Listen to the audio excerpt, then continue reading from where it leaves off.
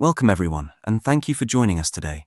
Over the next few minutes, I will walk you through one of the most strategically important pieces of work in the Icaerus project, the market analysis of drones for agriculture and rural development. This is the work we have done in Work Package 1, our drone landscape analysis. By the end of this short session, you should know how big the market really is, how Icaerus analyzed it, what European stakeholders actually need, and where the field is heading next. Let me start with the why. European agriculture is digitizing under real pressure: climate volatility, labor shortages, an aging workforce, tighter pesticide rules. All of these are pushing farmers to find smarter ways to work. Drones have moved very quickly from novelty to operational tool. They map fields, they scout for disease, they spray with precision, they monitor livestock, they watch over forests, and they reach communities that ground transport struggles to serve. To put numbers on it, the European drone market is on track to reach roughly €55 billion by 2032, with the agricultural slice alone almost doubling between 2021 and 2026. Icaerus sits right at the center of that, with 5 use cases running today across Europe. A quick reminder of who Icaerus is. The acronym stands for Innovation and Capacity Building in Agricultural, Environmental, and Rural UAV Services. We are a Horizon Europe research and innovation action running from July 2022 to June 2026. So we are now in the final stretch. The project is coordinated by the Agricultural University of Athens under Professor Spyros Fountas. Our Work Package 1, which is the focus of today's webinar, is led by Newsware. Across the project, we operate in 5 use cases across Spain, Greece, France, Lithuania, and the Balkans. So what did we actually set out to do in WP1? We approached the European drone landscape from 4 complementary angles. Task 1.1, Understanding the drone market, looks at supply, demand, customer segments, and the value networks around each use case. Task 1.2 takes stock of the technology itself, the platforms, payloads, and software. Task 1.3 compares stakeholder needs against the available technology. And Task 1.4 covers standards, regulations, and risks, including the ESA framework. Together, those 4 tasks tell you what the market looks like, what the technology offers, what people need, and what the rules allow. Let's zoom out for a moment to the global picture. The global commercial drone market is projected to reach $58.4 billion by 2026, growing at a compound annual rate of more than 16%, and that growth is broad-based. As the chart on the right shows, agriculture-specific drones globally are heading from under $1 billion to nearly $6 billion by 2030. Whichever slice you look at, the direction is the same: up and fast. Now zooming back into Europe. Europe is not just consuming drones, it is one of the fastest growing regions in the world, both as a buyer and as a manufacturer. The European drone market is forecast to grow at almost 22% a year and reach €55 billion by 2032. That's an absolute opportunity of roughly €47 billion over the 2022 to 2032 window. Europe also holds about 35% of global commercial drone manufacturing, so we are a serious technology supplier, not only an end user. At the same time, the market is consolidating. DJI launched 21 new platforms in the last 2 years, and MicaSense and eBee have merged into EagleNext. Western consolidation is real, and it is happening now. Inside Europe, the agricultural segment is growing even faster than the overall market. The European agri-drone market was worth €2.37 billion in 2021. By 2026, that is now, it is expected to reach $4.29 billion. That is a compound growth rate close to 29% a year. Globally, the agricultural drone market is on a similar trajectory, from $0.88 billion in 2020 to nearly $5.9 billion by 2030. Crop spraying alone accounts for around 30% of all drone activity in agriculture. And the value is not theoretical.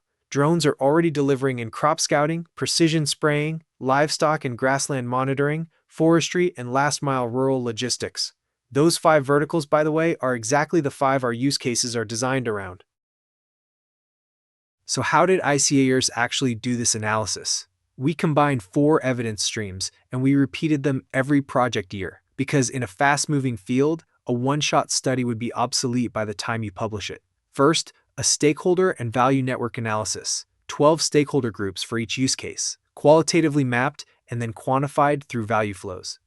Second, 2 global stakeholder surveys. We contacted over 500 organizations and gathered 100 detailed responses in year 1, 80 written and 20 from in-depth interviews across 10 European countries. In year 2 and 3, the survey continued among industry experts and drone companies, and the achieved responses increased to 418 in total. Third, a systematic, Prisma-adapted literature review on Scopus, repeated in 2023, 2024, and 2025. And fourth, a comparative analysis across our 5 use cases, refreshed twice by every use case leader, so that we could see how needs and technology evolve together. Those 5 use cases are really the heart of the work. They are not desktop studies, they are operating today.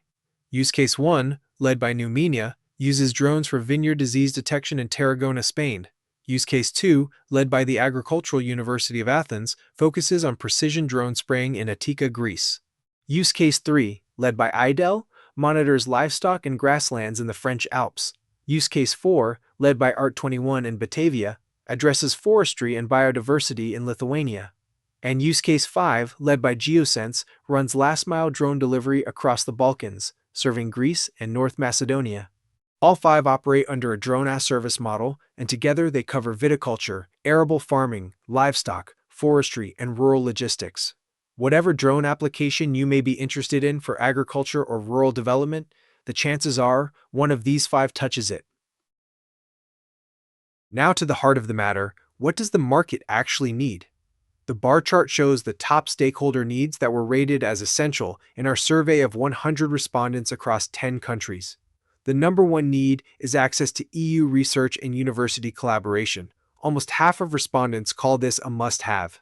Right behind it are operational risk assessment, working in a network and transferring know-how, certification, training, and clear EU policy.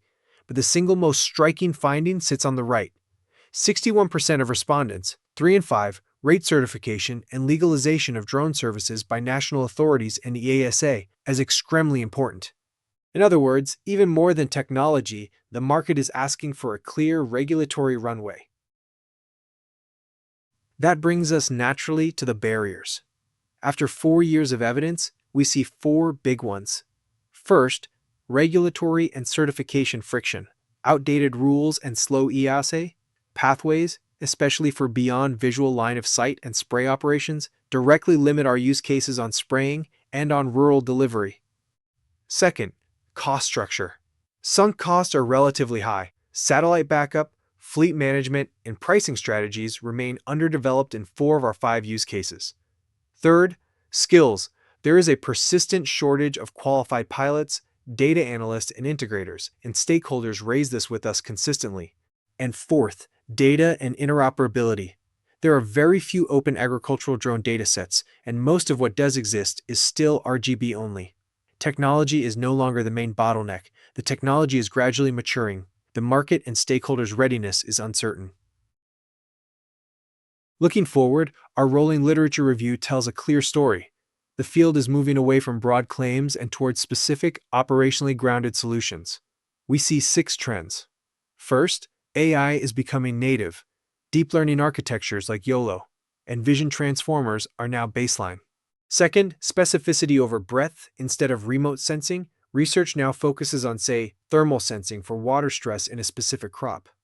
Third, beyond visual line of sight and use-based integration are starting to unlock spraying and delivery at real scale. Fourth, alternative power, hybrid, gas and liquid fuel UAVs to extend endurance.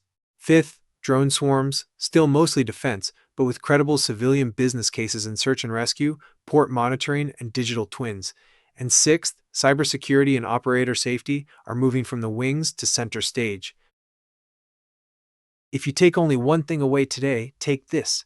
The conclusion from our final WP1 deliverable, D1.4, is that successful market uptake does not depend on technology alone.